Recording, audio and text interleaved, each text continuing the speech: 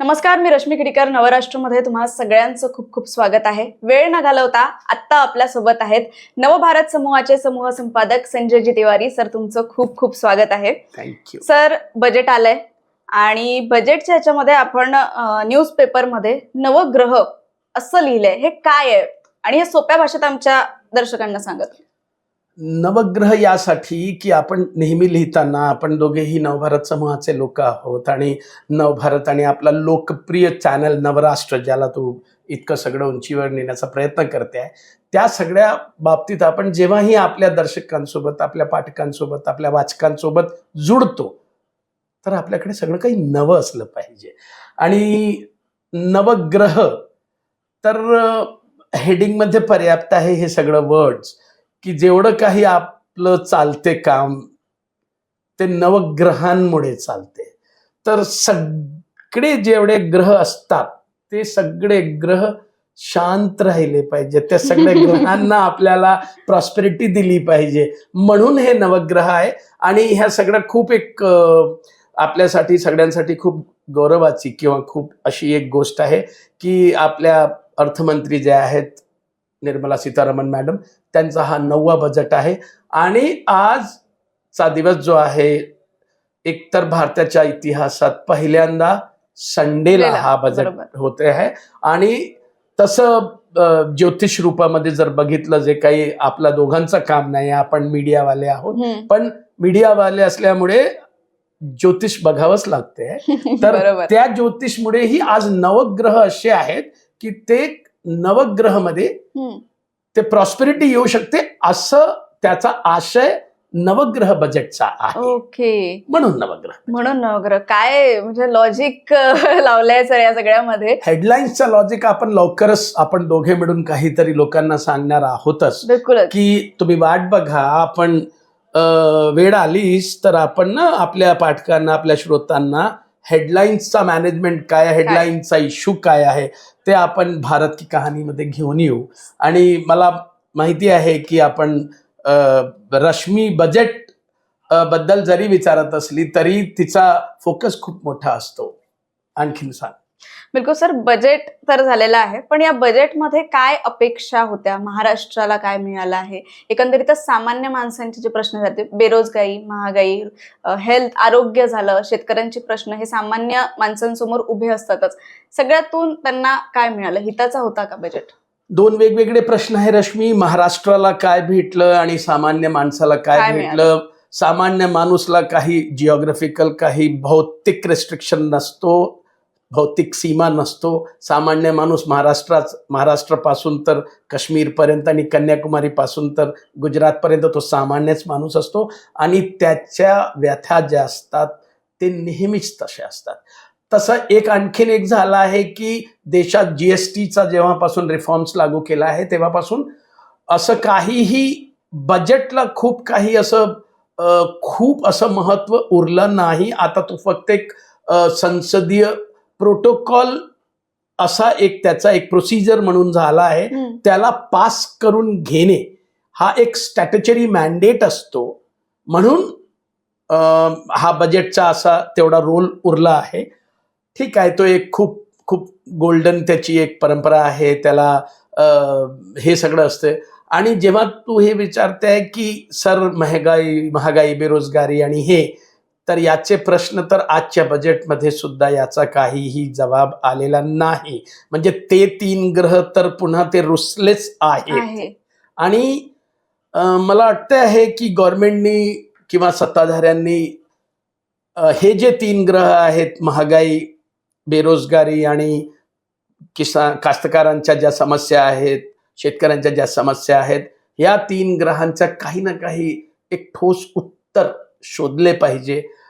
पण आजच्या बजेटमध्ये मुळात असं काही दिसलेलं नाही. एक अनाउन्समेंट्स असतात, ते अनाउन्समेंट झालेले आहेत. महाराष्ट्रासाठी 1-2 गोष्टी नक्की खूप छान झाल्या आहेत.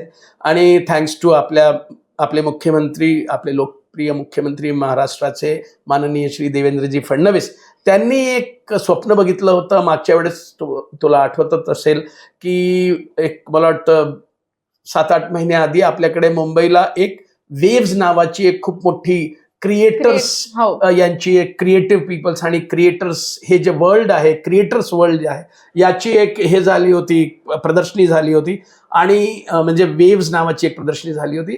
आणि त्या वेव्समध्ये आमचे पंतप्रधान माननीय नरेंद्रभाई मोदी आणि आमचे मुख्यमंत्री, लोकप्रिय मुख्यमंत्री श्री देवेंद्रजी फडणवीस यांनी एक महाराष्ट्राला क्रिएटिव्हिटी कॅपिटल म्हणून आपण डेव्हलप कसं करावा, कंटेंट कॅपिटल म्हणून डेव्हलप कसं करावा, त्याचा एक स्वप्न त्यांनी बघितलं होतं. आज बजेटमध्ये Indian Institute of Creative Technology याचा एक अनाउन्समेंट झालेला आहे. मला वाटतं it is the rarest of rare gift for Maharashtra. Right sir. आणि तुझ्या माझ्यासारख्या जे सगळे क्रिएटिव्ह असतील आपल्यासाठी तर तो काशीच होणार आहे. बिलकुल बिलकुल सर. पण एकंदरीत तुम्ही म्हटलं की काही 2-3 ग्रह जे आहेत ते रुसलेले आहेत, पण जेव्हा ग्रह रुसतात त्याचा परिणामही भोगावा लागतो. हा, तर त्याचा परिणाम तर भोगावा लागणारच आहे. आणि ते बघा, मी यासाठीच सांगितलं की जेव्हा आपण नवग्रह बद्दल हेडलाईन मध्ये ते लावलं होतं, आज जे आपण नवराष्ट्र आणि नवभारत मध्ये आपले दोन्ही न्यूजपेपरमध्ये जेव्हा आपण ती हेडिंग लावली, तेव्हा त्या हेडिंगचा आशयही हे होतं की जेवढे सगळे ग्रह आहेत स्पिरिच्युअल आणि सोसायटीचे, हे सगळ्यांना शांत करण्याची जबाबदारी, त्यांना योग्यरित्या हँडल करण्याची जबाबदारी सरकारवर असते. पण नेहमीच आहे, नेत्यांना माहिती आहे की कोणता ग्रह कसं केव्हा त्याचा कोप दिसेल ते आपण सध्या तरी सांगू शकत नाही. पण त्याचा परिणाम तर जर तुम्ही एक्झॅक्टली हँडल केलं नाही, म्हणजे तसं स्पिरिच्युअलीही एखाद्याचा शनी खूप खराब असतो, एखाद्याचा तेज असतो, एखाद्याचा गुरु खराब असतो, एखाद्याचा सूर्य खराब असतो. सगळ्यांची पूजा असते, कुठे नारायण नागबली असतात, कुठे काही असतात, कुठे काही असतात. पण जर नेत्यांना लवकरच जर हे नारायण नागबली केलं नाही, तो जे जे नारायण आहेत, हे जे नर आहेत, हे नर नारायण त्यांना त्यांचं फल त्यांना भोगावं लागलं. वेळेत उपाययोजना केल्या नाही तर ते काहीतरी ग्रह वाटोळा करणार. आणि मग ते उशीर झालं की कोणताही टोटका केला, काही केलं तरी बजेटमध्ये जर इमिजिएटली काही दिसलं नाही तर तसंही जो एक ग्रह आहे, फॅमिलीचा बजेट बिघडलेलाच आहे, घरचा बजेट बिघडलेला आहे, किचनचा बजेट बिघडलेला आहे. आणि कितीही लाडक्या बहिण्यांना तुम्ही आता 2-4 कोटी लाडक्या, म्हणजे मला वाटतं 1 कोटीच्या पेक्षा जास्त लाडक्या बहिण्यांना तुम्ही त्यांचा ग्रह पण खराब केलेला आहे. आणि त्यांचे जे सगळे लाडका अमाऊंट होतं ते तुम्ही आता देण्याच्या तयारीत नाही आहात. तर मला वाटतं की तेही आपल्या बजेटला, जेव्हा आपला बजेट जेव्हा येणार आहे, आणि यावेळेस तर साक्षात देवेंद्र म्हणजे फडणवीस साहेब वित्तमंत्री म्हणून ते बजेट हे करणार आहेत, तर आपण तो एक ग्रह कदाचित त्याचा उत्तर त्या बजेटला मिळेल का, आपण तो एक ग्रहाबद्दल तो बजेट जेव्हा येईल तेव्हा त्यावर बोलू आणि त्यावर विचार करू. एक आणखीन महाराष्ट्रासाठी आज एक खूप छान झाले, जे छान झालेलं आहे तेवढं पुरतं सांगावं. पब्लिक आधीच खूप ग्रसलेली आहेत, खूप त्रासलेली आहेत. तर एक Mumbai Pune corridor rail high speed corridor आणि Pune Hyderabad high speed rail corridor, हे 2 रेल कॉरिडोर महाराष्ट्राला भेटले आहे. त्याचं गिफ्ट आहे.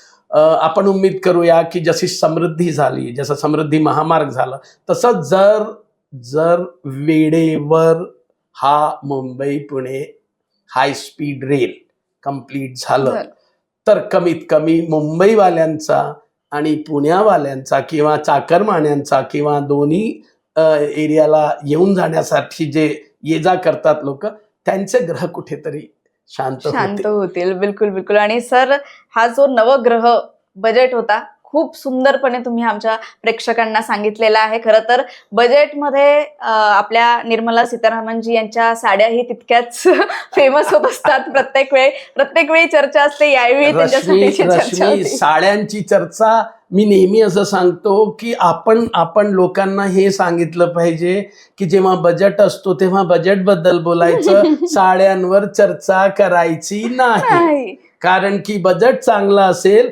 साड्या खूप घेऊ शकू. नाहीतर बऱ्याचशा लाडक्या बहिण्यांना आता साडी घ्यायची की नाही आपल्या पैशाने, तेही आपला बजेट जेव्हा महाराष्ट्राचा येईल तेव्हा कळेल. बिलकुल बिलकुल. आणि आता तो विषय निघाला सर, खूप छान पद्धतीने आणि सोप्या पद्धतीने तुम्ही हा बजेट जो आहे आमच्या प्रेक्षकांपर्यंत पोहोचवलाय. खूप खूप धन्यवाद सर आमच्यासोबत जुळण्यासाठी. आणि या बजेटच्या अपडेट आणि आमचा जो नवीन प्रोजेक्ट येणार आहे तोही आम्ही तुमच्यापर्यंत लवकरच पोहोचवू, लवकरच कळवू. तोपर्यंत माझ्यासह पाहत राहा. कॅमेरा पर्सन तन्मयसह रश्मी खेडीकर, नवराष्ट्र, नागपूर. नमस्कार.